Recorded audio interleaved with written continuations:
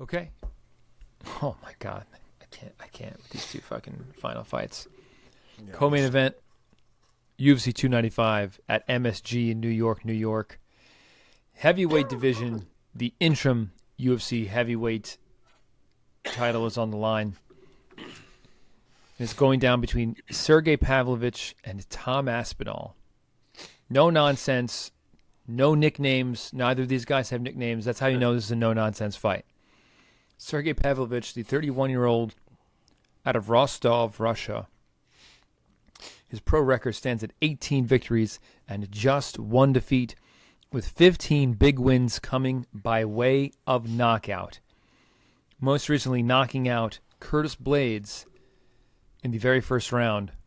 In fact, I'm not going to sit here and count right now, but it looks like only 2 or 3 or 4 of his fights have gone out of the first round. So most of his knockout wins have come in the first round, usually in the first few minutes. And he'll be standing across from Tom Aspinall, the 30-year-old out of Lancashire, England.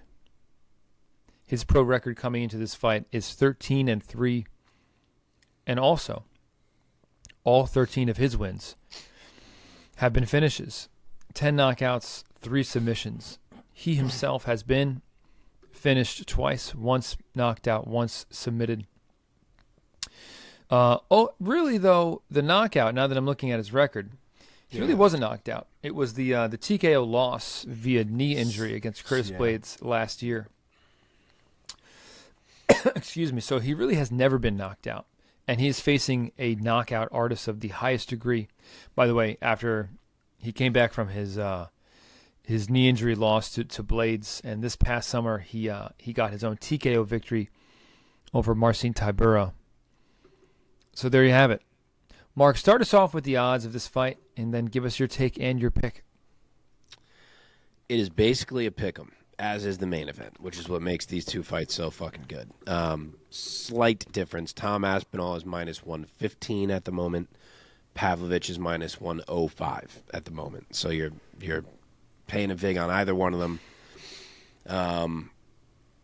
The measurements, 2 inches of height on the Aspinall side, but a 6-inch reach advantage for Sergei Pavlovich, which is a lot and which is always a huge factor for him. It's so hard to pick against Sergei Pavlovich, especially considering we know he was in camp as the scheduled backup fighter for this fight, and Tom was not in camp until about 2 weeks ago. I really hate fights of this high caliber being on short notice. I was just making the same point about the Volk Islam fight. Especially Tom, he's always talking about how he doesn't like to rush and his preparation and all that, and now he just jumps at this on whatever it was, 14 days less. So I don't feel as great as I would if this had been booked with camps. But with that being said, I am a Tom Aspinall guy. I have been a Tom Aspinall guy. And if you think I'm missing my chance to ride with him to an interim title, you are mistaken. The problem for him here is that he's going to have to walk on a razor's edge for as long as this thing lasts to make sure he doesn't get caught by the monster that is Sergei. Because that reach is a big factor, and it increases the chances of Tom being touched, and it may only take one to rock him. But I think if anyone can walk that line, it is Tom Aspinall. Look at the list of guys who Sergei has fought since the Overeem loss. Marcelo Golm, Maurice Green, Shamil Abdurrahimov, Derek Lewis, Tai Tuivasa, Curtis Blades. Not one of those guys moves anything like Tom Aspinall. In fact, most of them don't even move at all. Those are guys who are standing there waiting to be hit. And Tom is not that. You always hear how Cyril Gane is a heavyweight that moves like a welterweight. That's Tom as well. His footwork is so good. He is so fast. He's always defensively responsible. I think he plays an in-and-out game here. And when he's in, he's all the way in and initiating clinches or shooting and seeing if he can get Pavlovich down or trying to find a trip or whatnot, and then separating again and being all the way out again, trying to use kicks from distance. And Maybe it doesn't happen right away in round one, but if he can stay safe, I think this thing starts to swing in his favor. As you said, Sergei has not been out of round one a lot of times. He hasn't gotten past it since 2017. And I think Tom can do this. I think he's going to be moving. I think he's going to be in and out, flicking kicks, getting Pavlovich off balance by making him think about a lot of things and think about the speed that Tom is moving at, and eventually take him down. And once there, maybe not the first time they're there, but if it's the second time, I think he can find a sub. I'm going to go Tom Aspinall, round 3 submission. Omar, give us your take and your pick. This is a heavyweight fight that I'm pretty excited for. I have a very tough time picking this fight just because how good both of these guys are, how clean their striking is.